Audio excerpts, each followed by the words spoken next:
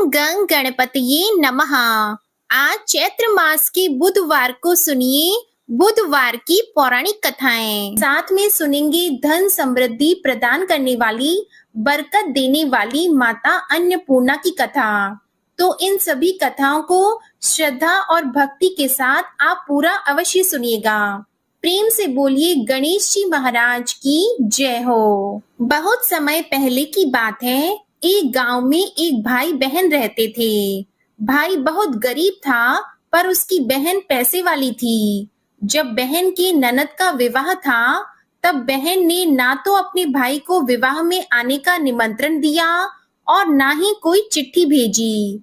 भाई को बाहर वालों से पता चला कि उसकी बहन के ननद का विवाह है। भाई ने अपने गांव वालों को बताया।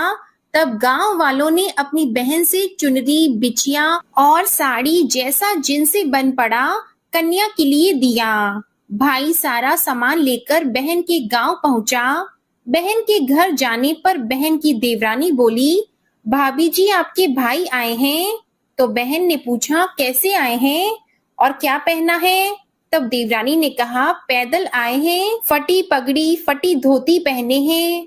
तो बहन बोली, मेरे ससुर हवेली के सामने दुकान में बैठे हैं, मुझे शर्म आती है। भाई को बोलो पीछे के दरवाजे से आए। भाई के आते ही बहन ने भाई को एक कमरे में बंद कर बाहर से ताला लगा दिया। एक तरफ लड़की का विवाह हो रहा था, गाजे बाजे बज रहे थे, अतिथियों को भोजन कराया जा रहा था, और दूसरी तरफ भाई को कोई भी पानी तक पूछने वाला नहीं था। तभी भांजे की बहू को दया आई और उसने दरवाजा खोल दिया। दरवाजा खुलते ही भाई वहां से भागा। 2 दिन के भूखे प्यासे रहने के कारण उसे चक्कर आने लगे। रास्ते में एक गणेश जी का मंदिर था, वहां जाकर वो गिर गया और रोते रोते गणेश भगवान को अपनी व्यथा सुनाई और बोला, हे गणेश जी महाराज, आज मेरी गरीबी के कारण से मेरी सगी बहन ने मुझे धिक्कार दिया। घर जाने पर मेरी पत्नी, मेरे बच्चे जब पूछेंगे कि विवाह से क्या मिठाई लेकर आए हो, तो मैं क्या जवाब दूंगा? तब गणेश जी को उस पर दया आ गई और गणेश जी भगवान बोले, मेरे बगीचे से ककड़ी और तरबूज तोड़कर ले जा। तब भाई ने ककड़ी तोड़कर झोला भर लिया और अपने घर गया। घर जाते ही बच्चों ने पूछा, पिताजी, बुआ के यहाँ से हम लोगों के लिए क्या लाए हो? झोला खोलते ही छोटे तरबूज सोने के गेंद में बदल गए, बाकी तरबूज काटने से हीरे मोती निकले। पत्नी बोली, आप बहन के घर से इतना कुछ क्यों लाए? आपकी बहन ने हम लोगों को बहुत ज्यादा दे दिया है। भाई ने कुछ भी जवाब नहीं दिया। गणेश भगवान की कृपा से उनके दिन बदल गए। भाई का काम धंधा जोरों से चलने लगा। धीरे धीरे गहने, कपड़े, रहने के लिए मकान बन गए। पत्नी बोली, एक बार ननद जी को बुलाकर लाओ। तो भाई ने नए कपड़े, नए जूते पहनकर रथ में बैठकर बहन को लेने गया। देवरानी बोली, भाभी जी आपके भाई आए हैं। बहन ने पूछा, कैसे आए हैं और क्या पहना है? तब देवरानी बोली, रथ में बैठकर खूब ठाट बाट से आए हैं। बहन बोली, मेरे भाई को बोलो कि हवेली के सामने से आए, मेरे ससुर देवर जेठ देखेंगे। भाई का बहन ने खूब स्वागत सत्कार किया। भाई बोला, बहन मैं तुम्हें लेने आया हूँ। तब बहन ने कहा, मुझे भी बहुत दिन हो गए हैं, चलो मैं चलती हूँ। भाई बहन को लेकर अपने घर आया। भाई और उसकी पत्नी ने बहन का खूब आदर सत्कार किया। जो चीजें मांगी सब बनवा कर दिया। बहन बोली, भाई मुझे एक जूते चाहिए। तब भाई ने मोची को बुलाया और कहा, मेरी बहन के लिए ऐसी जूती बनाओ जो मुंह से बोले। भाई ने बहन को बहुत सारा धन देकर विदा किया, पर अभी तक वह जूती नहीं आई थी। बहन रवाना होने लगी, तभी मोची जूतियां लेकर आया। बहन की जूती पहनते ही जूतियां बोली, निर्धन भाई की पैसे वाली बहन, गणेश जी का बगीचा नहीं होता तो आज क्या करती? बहन तब भाई की पत्नी से पूछने लगी, यह कहाँ से आवाज आ रही है? तभी भाई ने कहा, सुबह का समय है, कोई जीव जंतु बोल रहे होंगे। भाई ने घोड़े गाड़ी को जल्दी जाने को कहा। बहन के जाते ही पत्नी जिद करके बैठ गई कि जूतियां क्या बोल रही थी। तब पति ने अपनी पूरी आप बीती सुनाई कि कैसे बहन ने मुझे 2 दिन भूखा रखा, कमरे में बंद कर दिया था। भांजे की बहू ने दरवाजा खोला, तब मैं बाहर आया और गणेश जी के शरण में जा पहुंचा। गणेश जी की कृपा से हमारे दिन बदले हैं। उसने अपनी पत्नी को सारी बातें बताई। तब पत्नी बोली, अगर मुझे मालूम होता तो मैं आपकी बहन को कुछ नहीं देती। मेरा दिया हुआ सब कुछ वापस लेकर आओ। तब पति बोला, गणेश भगवान ने हमें सब दिया है। अगर वह मुझे भूखा प्यासा कमरे में बंद नहीं करती तो मैं गणेश भगवान के मंदिर में क्यों जाता? क्या मैं गणेश जी को अपना दुखड़ा सुनाता? तुम अपना मन मैला मत करो और अपने पर तो गणेश जी की कृपा है और किस चीज की कमी है। फिर दोनों गणेश जी के आगे झुककर प्रणाम करते हैं और जयकारा लगाते हैं। हे गणेश जी महाराज, जैसी कृपा आपने गरीब भाई पर की, वैसे ही अपने सभी भक्तों पर अपनी कृपा बनाए रखना। तो प्रेम से बोलिए गणेश जी महाराज की जय हो। आइए अब सुनते हैं गणेश जी महाराज की अगली पौराणिक कथा। एक बार देवी तुलसी विवाह हेतु वर ढूंढने के लिए तीर्थ यात्रा पर निकली थी और ढूंढते ढूंढते वह गंगा किनारे पहुंच गई। उस समय गणेश भगवान गंगा किनारे तप कर रहे थे। उन्हें देखते ही देवी तुलसी उन पर मोहित हो गई और उनके मन में गणेश भगवान से विवाह की इच्छा उत्पन्न हुई। फिर देवी तुलसी ने गणेश जी के पास जाकर उनका ध्यान भंग कर दिया। आंखें खोलने के बाद गणेश भगवान के सामने देवी तुलसी खड़ी थी, लेकिन सामने एक स्त्री है, इसलिए अपने क्रोध को नियंत्रण में रखकर गणेश भगवान ने पूछा, आप कौन है देवी और मेरा ध्यान भंग करने का क्या कारण है? तो जवाब में देवी तुलसी ने अपने परिचय के साथ गणेश जी से विवाह की बात कर ली। उत्तर में गणेश भगवान जी बोले, देवी मैं ब्रह्मचारी हूँ, इस वजह से मैं विवाह नहीं कर सकता। अपने विवाह प्रस्ताव के लिए ना सुनने के बाद देवी तुलसी क्रोधित हो गई और उन्होंने गणेश जी को श्राप दे दिया कि उनका ब्रह्मचर्य टूटेगा और उनके 2 विवाह होंगे। इस बात पर गणेश भगवान भयंकर क्रोधित हो उठे, क्योंकि एक तो वह स्त्री है, इसलिए ध्यान भंग करने पर भी गणेश जी ने कुछ नहीं कहा और इतनी विनम्रता से बात करने पर भी उन्हें श्राप दिया गया। फिर गणेश जी ने भी देवी तुलसी को श्राप दे दिया कि तुम्हारा विवाह शंखचूर्ण नाम के असुर के साथ होगा। एक देवी होकर भी उनका विवाह एक राक्षस से होगा। यह जानकर देवी तुलसी विचलित हो गई और विनायक जी से इस कठोर श्राप से मुक्ति दिलाने की क्षमा याचना करने लगी। फिर गणेश जी को तुलसी देवी पर दया आ गई।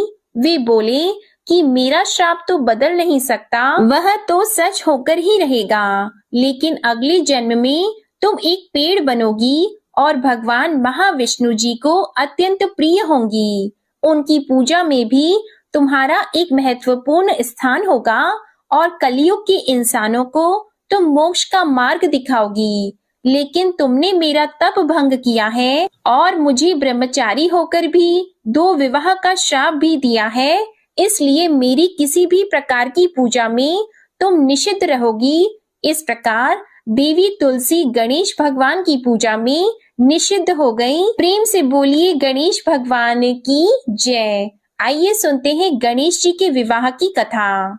भगवान गणेश का मुख हाथी का है और एक दांत भी टूटा हुआ है। इन्हीं 2 कारणों की वजह से उनका विवाह नहीं हो पा रहा था। इस बात से गणेश जी महाराज अक्सर नाराज रहा करते थे। एक दिन एक देवता के आग्रह पर विनायक जी उसके विवाह में अपनी उपस्थिति दर्शाने गए। विवाह स्थल पर पहुंचने के बाद कुछ देवताओं ने मिलकर गणेश भगवान का समय पर विवाह न होने के कारण उपहास किया, जिससे गणेश जी बहुत ही अधिक नाराज हो गए। उसी दिन उन्होंने ठान लिया कि जब तक मेरा विवाह नहीं होता तब तक मैं किसी भी देवता का विवाह नहीं होने दूंगा।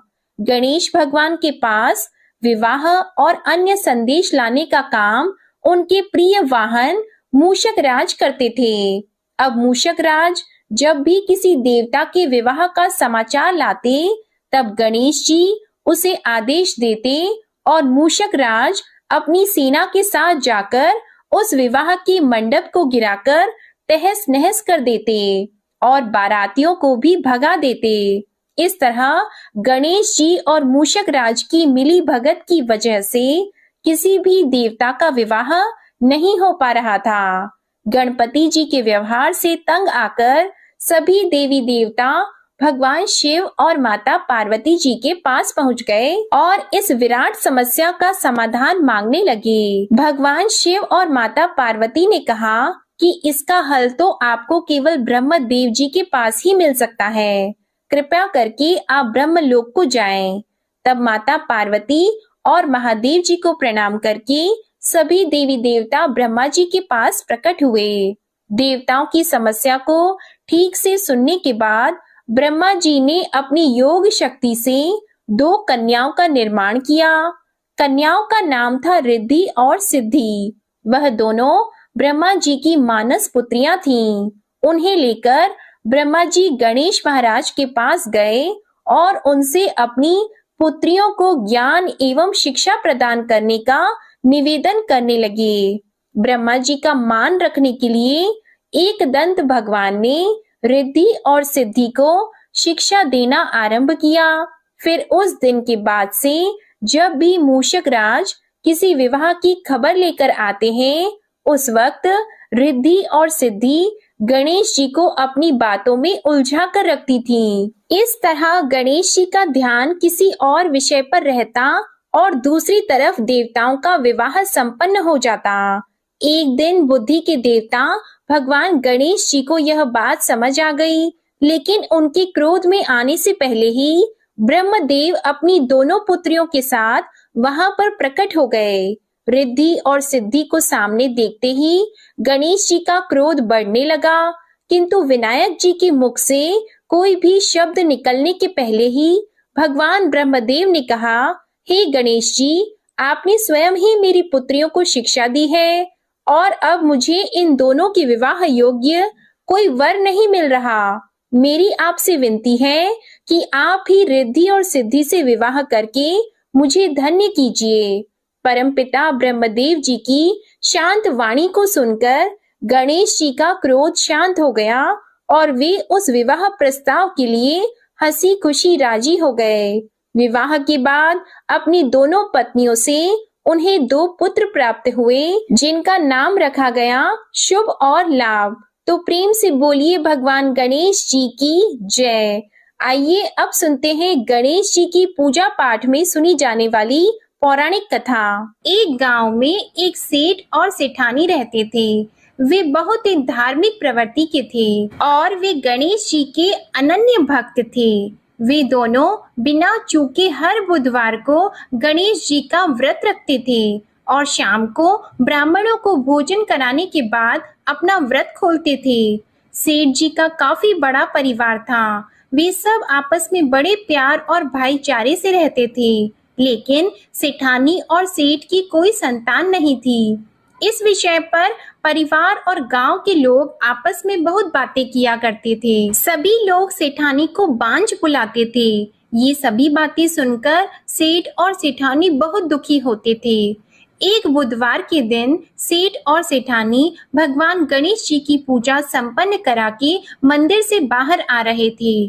तभी उन्हें सीढ़ियों पर एक छोटा सा बच्चा अकेले बैठा हुआ दिखा। बालक को देखते ही दोनों उसके पास गए और पूछा कि तुम्हारे माता पिता कहाँ हैं? लेकिन बच्चे ने अभी तक ठीक से बोलना नहीं सीखा था, इसलिए वह बोल ही नहीं पाया। पर दोनों सेठ और सेठानी बच्चे के पास शाम तक बैठे रहे। तब तक पंडित जी और सेठ जी और उनके नौकरों ने आसपास जाकर बच्चे के माता पिता को खोजने की कोशिश की, लेकिन उन्हें बच्चे के माता पिता या बच्चे खोने की कोई खबर ही ना मिली। फिर पंडित जी ने सेठ और सेठानी को वह बच्चा अपने घर ले जाने के लिए कह दिया। साथ में ये भी कहा कि अगर बच्चे के माता पिता यहाँ पर आते हैं तो मैं स्वयं उन्हें आपके पास ले आऊंगा। तब सेठ और सेठानी की खुशी का ठिकाना नहीं रहा। वे दोनों खुशी खुशी उस नन्हे बालक को अपने साथ घर लेके गए। सेठानी ने बच्चे का नाम अपने आराध्य भगवान श्री गणेश जी के नाम पर गणेश रख दिया और बड़े ही प्यार और दुलार से उसका पालन और पोषण करने लगे। कुछ दिनों के बाद उसी गांव में एक ठग पति पत्नी आए। उनका इरादा गांव के सबसे अमीर आदमी को ठगने का था। वे दोनों ठग गणेश मंदिर की सीढ़ियों पर बैठकर सोच विचार कर रहे थे। तभी वहां पर पंडित जी आ गए और गांव में अनजान लोगों के दिखते ही उनसे पूछा कि क्या आपका बच्चा खो गया है। दोनों चोरी चकारी के लिए बहाना ढूंढ रहे थे, इसलिए उन दोनों ने तुरंत ही हाँ कह दिया। तब पंडित जी ने कहा कि चिंता की कोई बात नहीं है, आपका बच्चा एक सेठ जी के घर पर पल रहा है। पंडित जी उन दोनों ठग को सेठ जी के घर पर ले गए। गणेश के माता पिता आ गए हैं, यह खबर सुनकर सेठ और सेठानी बहुत दुखी हुए। सेठ जी ने उन दोनों पति और पत्नी को एक रात के लिए अपने अतिथि गृह में ठहराया। अब वह दोनों ठग सिर्फ मौके की फिराक में ही थे। उसी रात सभी लोग सो जाने के बाद वे ठग एक एक करके सभी कमरों की तलाशी करने लगे। फिर वे दोनों तिजोरी वाले कमरे में पहुंच गए। छानबीन के वक्त होने वाली छोटी मोटी आवाजों से सेठ जी का एक नौकर जग गया और आवाज की दिशा में तिजोरी वाले कमरे के नजदीक आ गया। उसने चुपके से अंदर जब झांक कर देखा तो दोनों ही मेहमान कीमती सामान चुरा रहे थे। नौकर ने ये देखते ही धीरे से उस कमरे के बाहर की कुंडी लगा दी और चोर चोर बोलकर पूरे घर में हल्ला मचा दिया। शोरगुल की आवाज सुनते ही घर के सभी लोग इकट्ठा हो गए। तब सेठ जी ने उन दोनों चोर पति पत्नी को कमरे से बाहर निकाला और सुबह ही पंचायत में हाजिर कर दिया। सेठ जी ने सरपंच जी को पूरा मसला बताया और कहा कि ये दोनों तो चोर हैं, अब हम पुत्र गणेश को इन दोनों को नहीं देंगे। लेकिन वे दोनों ठग पति पत्नी अपनी जिद पर ही अड़ गए और बच्चे को ले जाने की जिद करने लगे। सरपंच जी ने इस गंभीर समस्या का एक तोड़ निकाला। उन्होंने सेठानी और दूसरी औरत को गणेश जी के सामने खड़ा कर दिया और कहा, जिसके भी आंचल से दूध की धार गणेश के मुंह में जाएगी, वह बालक गणेश उसके पास ही रहेगा। फिर वे दोनों अपने अपने आंचल मुंह के सामने फैलाकर खड़ी हो गई। सेठानी जी मन ही मन भगवान गणेश के नाम का जप कर रही थी। देखते ही देखते गणेश भगवान की कृपा से सेठानी की आंचल से दूध की एक धार गणेश जी के मुंह में गिरी और इस तरह बालक गणेश सेठ और सेठानी के साथ हमेशा के लिए रहने लगा। बोलिए गणेश जी भगवान की जय। अब आप सुनिए भगवान गणेश की ये दूसरी कथा। बहुत समय पहले की बात है। एक दिन गणेश जी धरती पर सैर कर रहे थे। सैर करते करते वे एक अनाज के खेत में पहुंच गए और भूख लगने के कारण उन्होंने उस खेत में से अनाज के दाने तोड़कर खा लिए। वह खेत सेठ धनीराम जी का था। कुछ समय बाद गणेश जी को अपने किए पर पछतावा होने लगा, क्योंकि उन्होंने सेठ जी को बिना पूछे ही उस खेत से अनाज चुरा लिया था। फिर गणेश जी ने सोचा कि अपने किए बुरे कर्म का प्रायश्चित तो करना ही पड़ेगा, इसलिए उन्होंने सेठ जी के यहाँ 12 साल के लिए नौकरी करने की ठान ली। उसके बाद अगले दिन सुबह विनायक जी एक 13-14 साल के एक लड़के के रूप में नौकरी मांगने के लिए धनीराम सेठ जी के घर पहुंच गए और उन्होंने सेठ जी को अपना नाम गणेश बताया। विनायक भगवान की बुद्धिमानी की परीक्षा लेने के बाद सेठ जी ने खुशी खुशी उसे नौकरी दे दी। अब गणेश भगवान एक सामान्य मानव के रूप में सेठ जी के घर पर ही रहने लगे।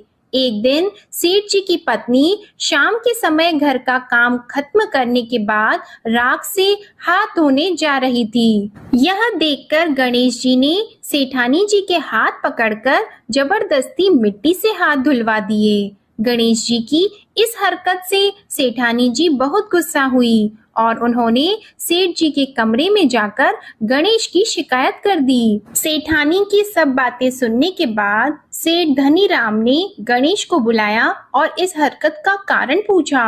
तब गणेश जी बोले कि सेठानी शाम के समय राख से हाथ धो रही थी और ऐसा करने से घर की लक्ष्मी नाराज होती है, इसलिए मैंने उनके हाथ मिट्टी से धुलवा दिए। इससे घर पर माता लक्ष्मी की कृपा बनी रहेगी। यह सब सुनकर सेठ जी ने सोचा कि गणेश जी की सोच तो बहुत अच्छी है। इसके कुछ दिनों के बाद कुंभ मेले का शुभ अवसर आया। तब सेठ जी ने गणेश को बुलाया और कहा कि सेठानी जी को कुंभ मेले में स्नान करा लाओ।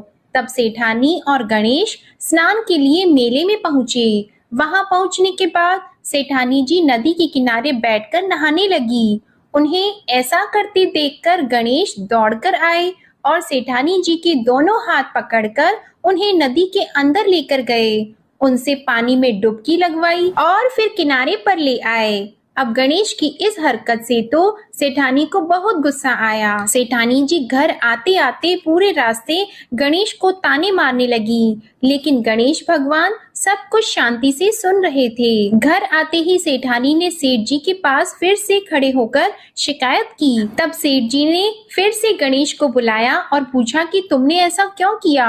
गणेश जी बोले, सेठ जी, सेठानी जी नदी के किनारे बैठकर गंदे पानी से नहा रही थी, तो मैंने उन्हें नदी में ले जाकर साफ पानी में डुबकी लगवाई।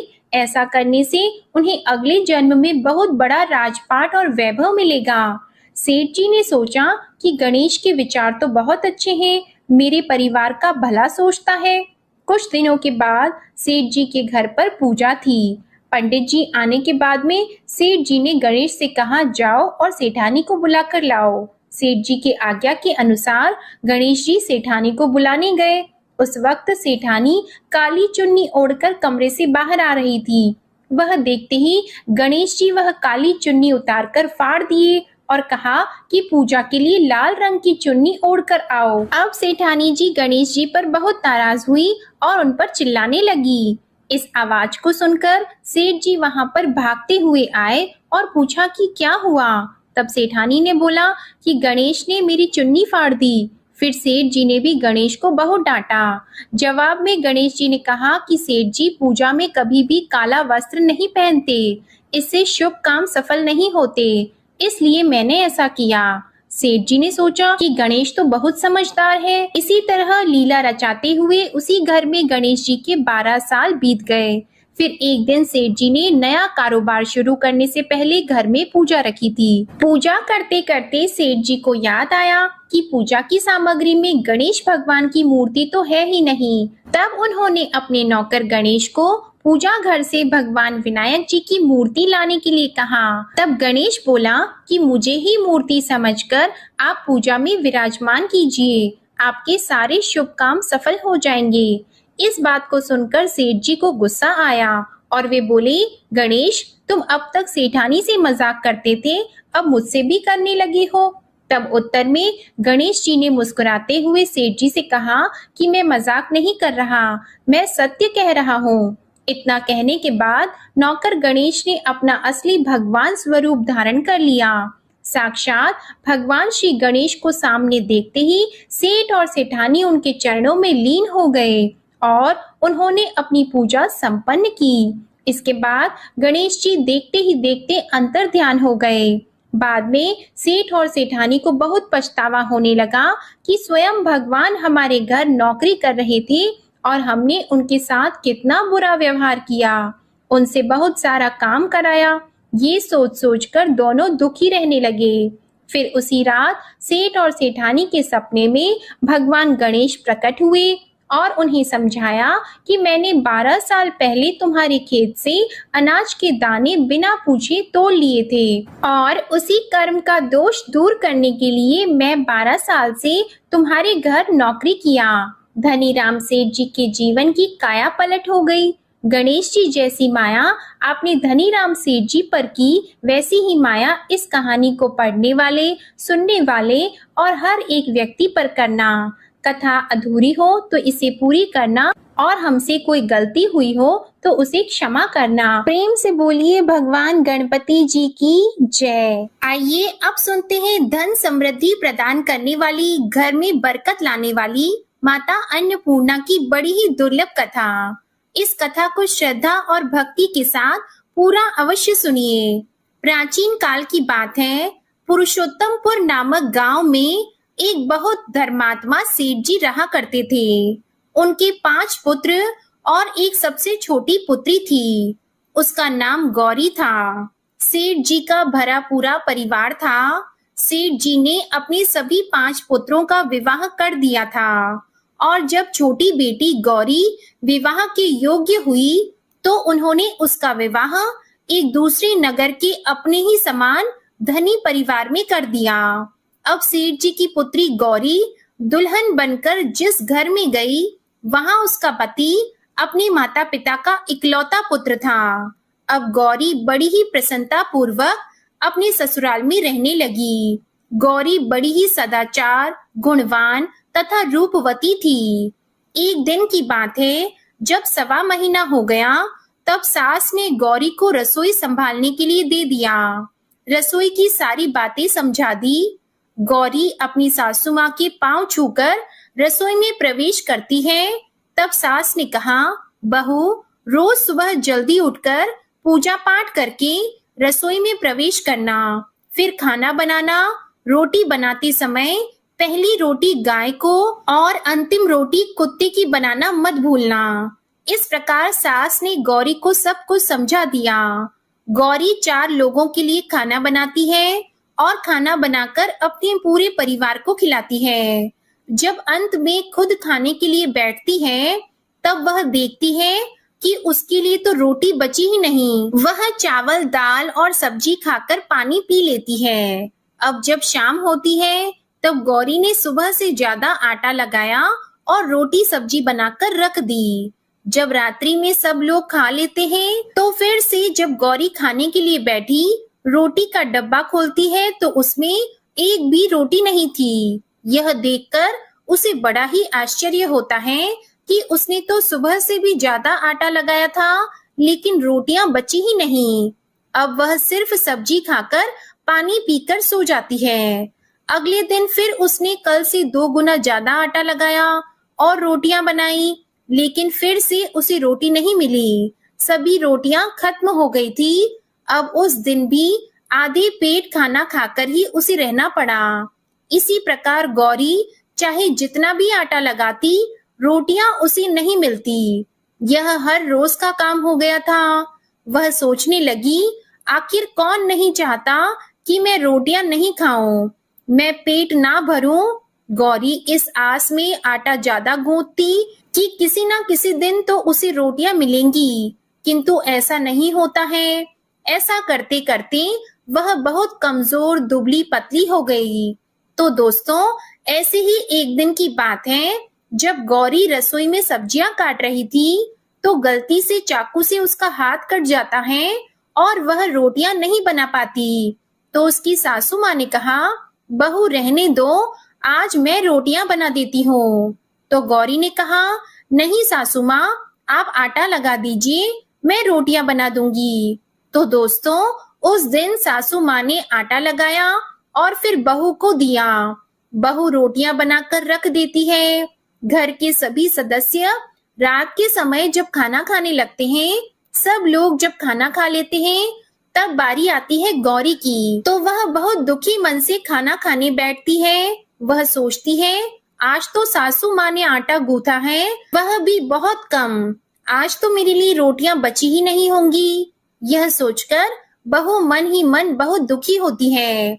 किंतु जब वह रोटी के डिब्बे को खोलती है, तो उसने देखा कि उसमें 4-5 रोटियां पड़ी हैं। यह देखकर बहू बहुत खुश होती है।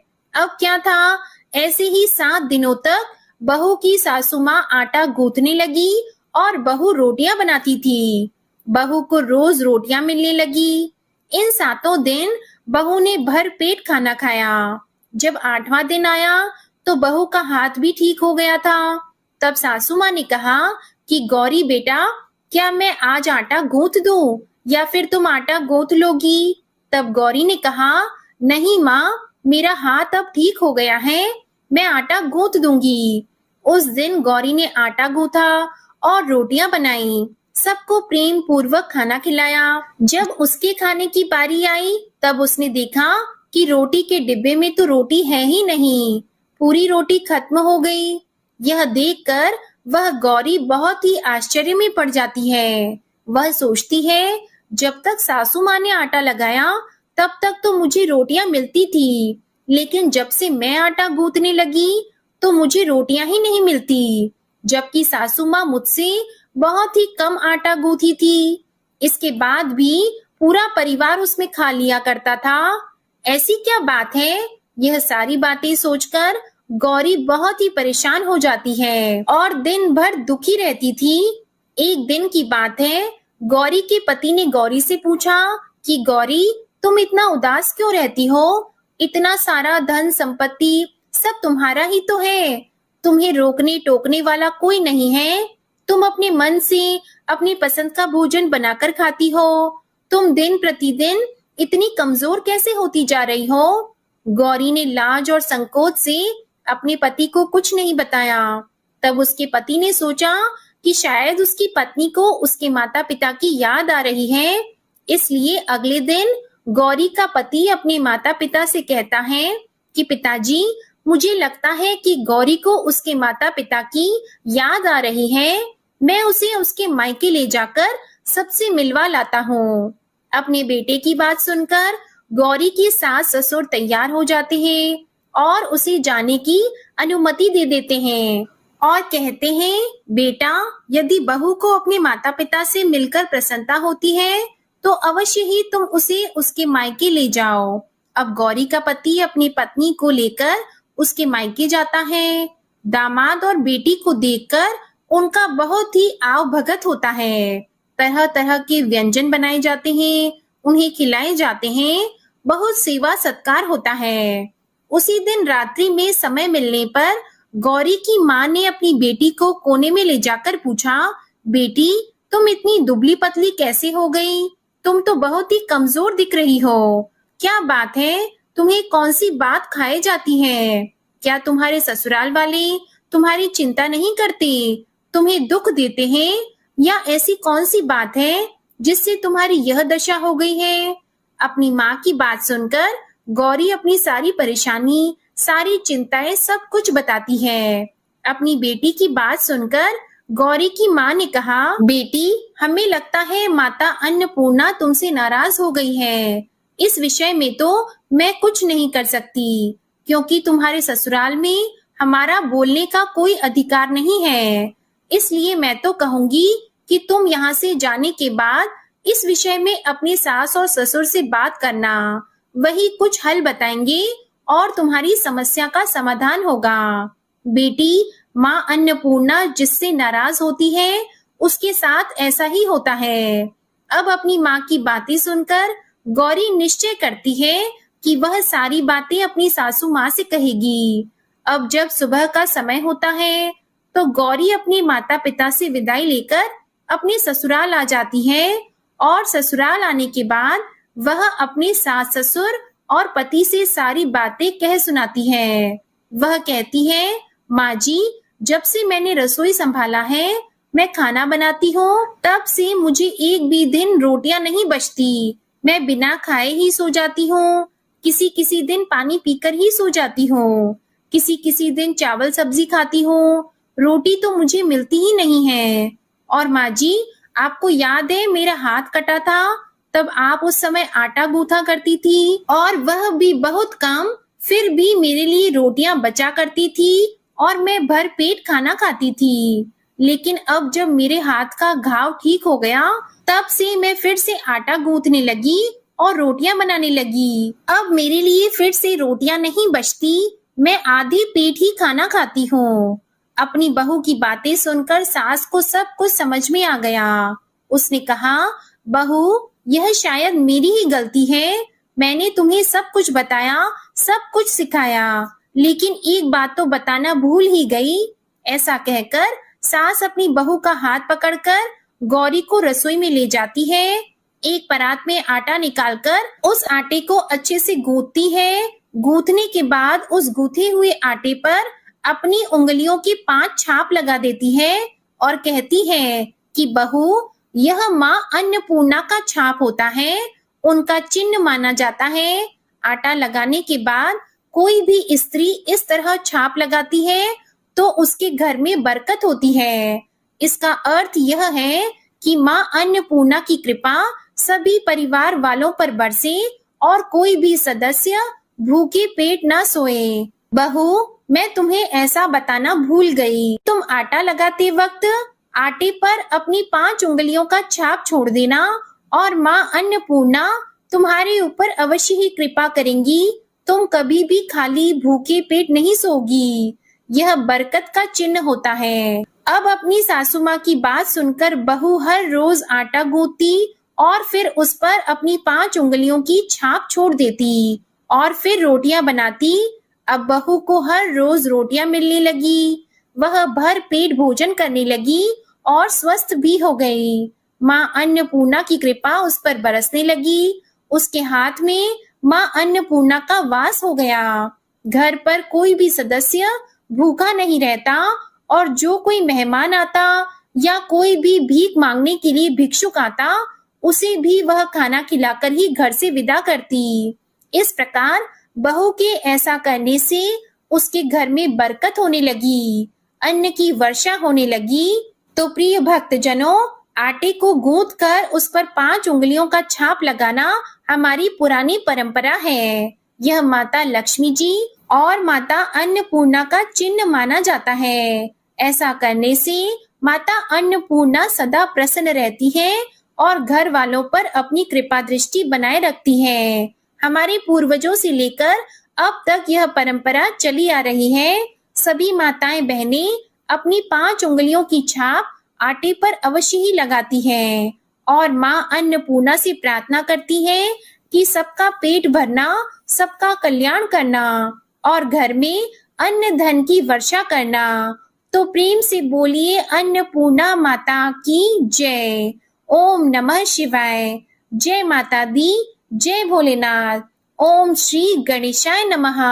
आज की कथाएं अगर आपको पसंद आती हैं तो हमारे चैनल को सब्सक्राइब करके बेल आइकन जरूर प्रेस करिएगा और वीडियो को लाइक कीजिएगा। कमेंट में गणेश भगवान और अन्नपूर्णा माता की जय भी जरूर लिखिएगा। इसी के साथ आज आप हमारे चैनल पर चैत्र मास महात्म्य की कथा और कामदा एकादशी व्रत के पारण की कथा भी जरूर सुनिएगा। ओम श्री गणेशाय नमः।